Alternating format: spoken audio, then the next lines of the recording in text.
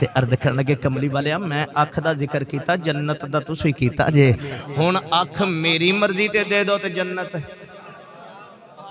ए उथों पढ़े ने ये उथों पढ़े ने हुजूर ये रंग सारे उथों ही आ रहे ते बाबा जी ने ना इको ही टप दे विच सारे सट दिते ते आप सट के ना ते तस्बीह पढ़ ली ते अल्लाह हो अल्लाह हो अल्लाह हो अल्लाह हो। बाबा जी ने जिक्र शुरू कर दिता। वो जेडे वेले बच्ची ने वेख्या ना कि सारे कपड़े इको टप च ये तो सारे कपड़े खराब हो गए। किबला सखी सुल्तान अब्दुल हकीम रहमतुल्लाह ने आप अल्लाह दा जिक्र करन लग पे बच्ची वेख के कहन लगी बाबा बाबा जी ये सारा कुछ ही खराब कर दिता। सखी सुल्तान अब्दुल हकीम रहमतुल्लाह अलैह फरमान लगे थिए रोमीन फरमाया कुछ भी खराब नहीं होता फरमाया रंग तू दसी जा चढ़ाई में जाना।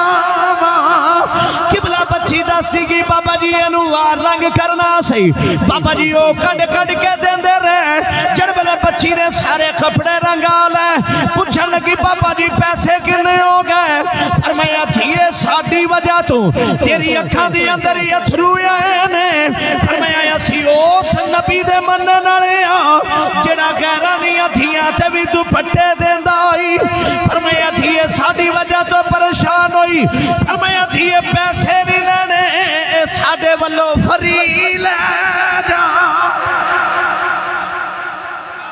साडे वल्लों सारे फ्री ले जा असी नहीं पैसे लेने साडे वालों फ्री लै जा। वो जेठ मजदूर बच्ची लैके टुरन लगी ना उत्थे के गई तो फिर वापस आ गई तो क्या कहने लगी बाबा जी एक गल पूछा फरमाया तो ये पूछ तो कहने लगी बाबा जी ये दसिया जे कि सिर्फ कपड़े ही रंग दे कि दिल भी रंग दे सिर्फ कपड़े ही रंग दे के कपड़े ही रंग दे के ते जो दिल रंगे जाते ने ना तो फिर बंदा यार दे रंग च रंगींदा है ते जो दिल रंगे जाते ने फिर कदे बिलाल छत ते काबे दी ते हुंदा है कदे टुरदा जमीन ते आवाज़ जन्नत दे विच आंदी हुंदी है।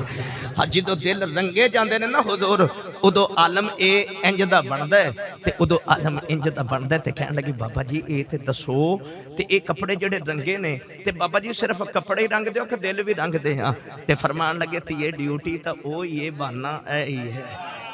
हाँ फरमाया तो ये ड्यूटी ओ ही है ये जेड़ा भी रंग होवे खां हुजूर ड्यूटी ओ ही है। तो कहने लगी बाबा जी जेड़ा फिर रंगिया जावे वो रंग कच्चा हुंदा कि पक्का फरमाया तो ये लारियां दा ते पता नहीं पर आ रंग चढ़ाया पक्का ही हुंदा है।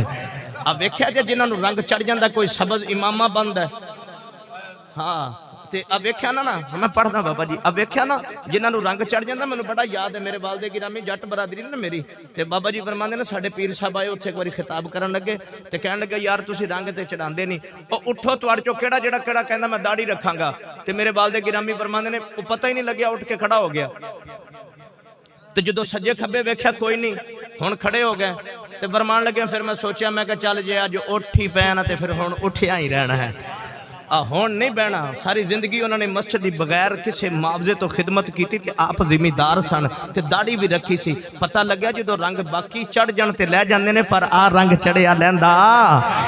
इसे वास्ते बाबा जी मियां साहब रहमतुल्लाह अलैह ने फरमाया सी के कच्चा रंग ए ललारी वाला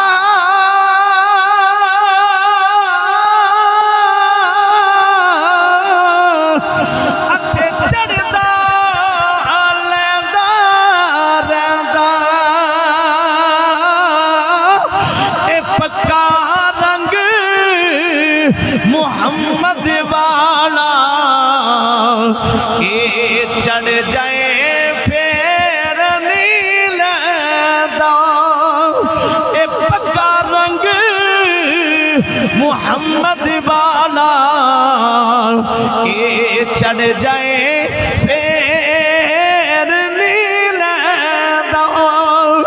किबला बाबा जी दे किबला नेड़े होके कहन लगी बाबा जी अगर ऐसी बात है कहन लगी फिर बाबा मैनू भी यही रंग चढ़ाओ दे फरमाया थिए पढ़ बिस्मिल्लाह पढ़ा लई फरमाया चल थिए कलमा शरीफ पढ़ बाबे फरमाया पढ़ ला इलाहा इल्लल्लाहु मुहम्मदुर रसूलुल्लाह वाह तेरी अजमत तो सदके जावा कपड़े भी भी रंगी गई,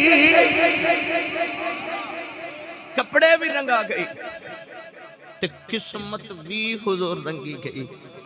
तो जो बंदा किसे चंगे दे रब नेड़े कर देवे, तो जो बंदा रब किसी चंगे दे नेड़े कर दिंदा ना तो फिर अंदाज हुजूर बदल जाते ने।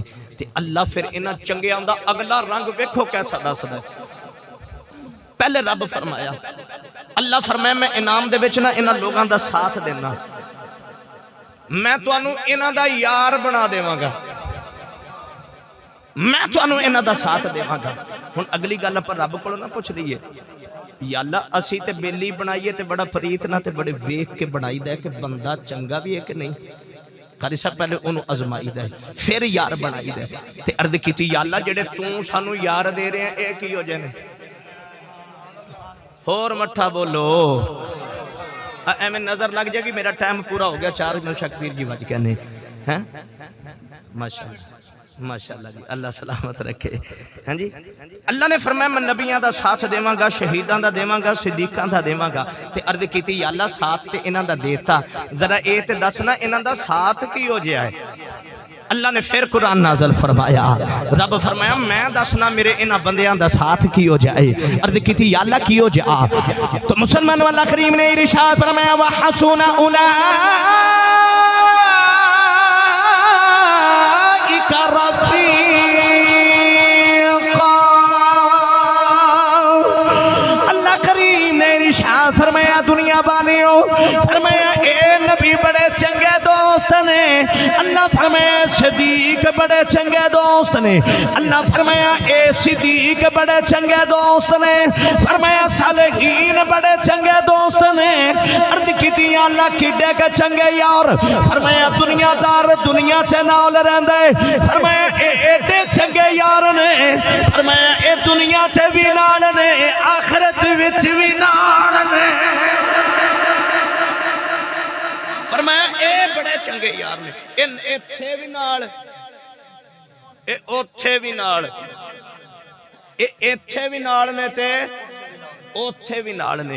हुण दिल विच ख्याल आंदा जी कि वली ओथे किवें नाल हो गए, इत्थे तो चलो मुश्किल कुशाई असीं कहने जी बाबा जी दुआ करिया जे गल बन गई, ओथे किवें गल बनेगी। तवज्जो होवे ते हदीस पढ़ा कि इत्थे ते नाल हो गए ते ओथे किवें नाल।